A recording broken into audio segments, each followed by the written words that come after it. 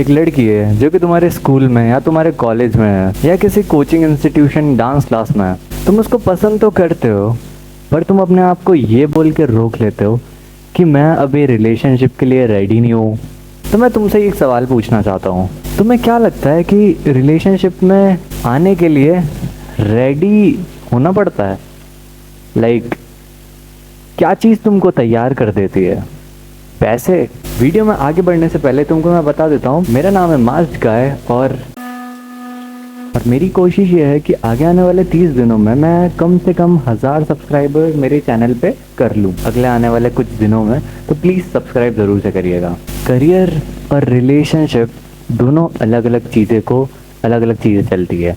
Relationship तुम्हारी इतनी ज़्यादा मेंटली हेल्प करवाती है, इतनी ज़्यादा फिजिकली, और तुमको एक्सेप्टेंस फील करवाती है, इतना ज़्यादा सेफ सिक्योर फील करवाती है जो कोई और चीज़ नहीं करवा सकती। सो इमेजिन करो, एक तुम्हारी ऐसी स्कूल की रिलेशनशिप है जिसके साथ तुम खुद भी ग्रो हो रहे हो, तो वो भी ग्रो हो रही है, एट द सेम टाइम तुम भी ग्रो हो रहे हो इमोशनली, मेंटली, फिजिकली इवन, ठीक है, और तुम तुम्हारे करियर में भी ग्रो हो रहे हो। That is a perfect relationship जो कि तुम भी अचीव कर सकते हो। पर ये जो इंटरनेट पे रिलेशनशिप का बहुत बड़ा हवा बना हुआ है और रिलेशनशिप को करियर से जोड़ के बहुत ज़्यादा ये बोला गया है कि करियर में ही फोकस करना चाहिए, कभी रिलेशनशिप वगैरह डिस्ट्रैक्शन रहती है। ऑफ कोर्स, पर रिलेशनशिप के अलावा भी ऐसी 10 डिस्ट्रैक्शंस है जो तुम तुम्हारे जेब में रखते हो, तुम तुम्हारे दिमाग में रखते हो, बट वो चीज़ कभी अच्छी भी नहीं रहती तुम्हारे लिए। पहले तो मैं तुमको एक और चीज़ बता देता हूँ। हाँ, तुम्हारी वाली लड़की थोड़ी सी अलग है, दुनिया जैसी लड़की वो नॉर्मल लड़कियों में से नहीं है, और मैं तुमको भी ये चीज़ बोलता हूँ, एक्सेप्ट इट। हाँ, तुम उसके साथ रिलेशनशिप में आ सकते हो, डेफिनेटली बी कॉन्फिडेंट। वो भले ही अलग है, उसके अलग रूल्स है, अलग बाउंड्रीज है, काफ़ी सारी चीज़ें अलग है। एट द सेम टाइम अगर तुम सच्ची में उसको पसंद करते हो ना और सच्ची में चाहते हो उसको, तुम उसको पा लोगे। एक ह्यूमन नीड ही रहती है, एक बेसिक ह्यूमन नीड ही रहती है कि एक गर्ल को एक बॉय की ज़रूरत रहती है और एक बॉय को एक गर्ल की ज़रूरत रहती ही है। ये जो है ना, ये यूनिवर्सल फार्मूला अपन कभी चेंज नहीं कर सकते। इट डजेंट मैटर तुम स्कूल में हो, तुम 7th क्लास में हो, 6th क्लास में हो, 10th क्लास में हो, रिलेशनशिप्स हमेशा कुछ ना कुछ सिखा के जाती है। या तुम कॉलेज में हो, बहुत बड़े हो गए और अभी तक रिलेशनशिप में नहीं आए हो, ऐसा कोई परफेक्ट टाइम नहीं रहता, परफेक्ट रूल नहीं रहता, या फिर तुमने कुछ गलती नहीं करी है किसी का प्रपोजल एक्सेप्ट करके या किसी को प्रपोज करके नहीं। पहला केस ऐसा रहता है कि ओके, तुम वो लड़की को पसंद करते हो, तुमने तुम्हारे दोस्तों को बताया, स्कूल में हो तुम दोनों, और आसपास के लोगों ने, आसपास के दोस्तों ने ऑब्वियस कर दिया उसको भाभी भाभी बोल के या फिर चिढ़ा चिढ़ा के कि तुम उसको पसंद करते हो। बट डायरेक्टली तुम दोनों का कभी इंटरेक्शन हुआ ही नहीं है, डायरेक्टली तुम दोनों ने ज़्यादा खुल के इस टॉपिक के बारे में बात नहीं करी है। तो ये वाला केस को मैं सॉल्व करने वाला हूँ ये वीडियो में। फर्स्ट थिंग जो तुमको मेक श्योर करनी चाहिए कि तुमको क्या करना है वो लड़की के साथ जिसको तुम पसंद करते हो, ठीक है, स्पेशल ट्रीटमेंट देना है, पर सिर्फ उससे बात नहीं बनेगी। स्पेशल ट्रीटमेंट होता क्या है मैं तुमको बताता हूँ।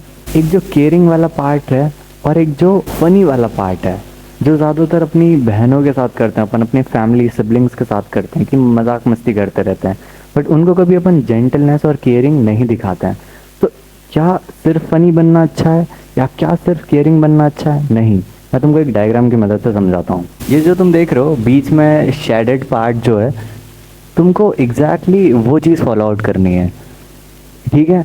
केयरिंग में क्या चीज़ें कर सकते हो तुम, पहले मैं तुमको वो बता देता हूँ।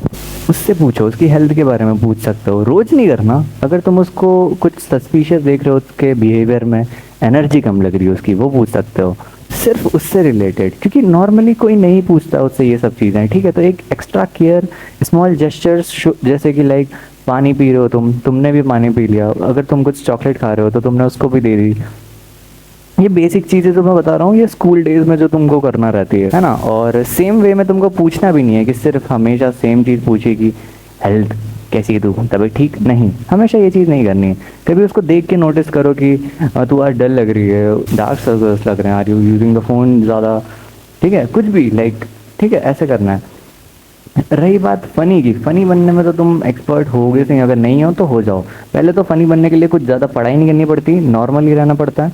जोक्स मारो, किसी भी फनी सिचुएशन दिख रही है उसको तुम कंपेयर कर रहे हो किसी चीज़ से, ठीक है, रोस्ट कर दिया उसको, थोड़ा सा छेड़ दिया किसी मामले में, ट्रोल कर दिया कि तेरी ड्राइंग अच्छी नहीं है, तेरी हाइट छोटी है, या फिर ऐसा कुछ। अब ज़्यादा सिर्फ फनी नहीं बनना, ज़्यादा सिर्फ केयरिंग भी नहीं बनना, इन दोनों का कॉम्बिनेशन बनना रहता है।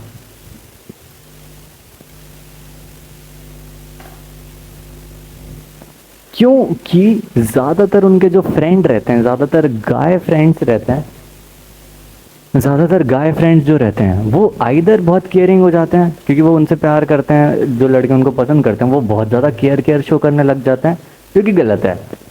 और दूसरी तरफ के लड़के जो सिर्फ दोस्त रहते हैं और जो सिर्फ मजाक मस्ती ट्रोल करते रहते हैं, उनको पता ही नहीं रहता कि कब रुकना भी चाहिए भाई, एक टाइम के बाद बुरा भी लगने लग जाता है भाई, ये जो रोस्ट बुली में कन्वर्ट होने नहीं देना।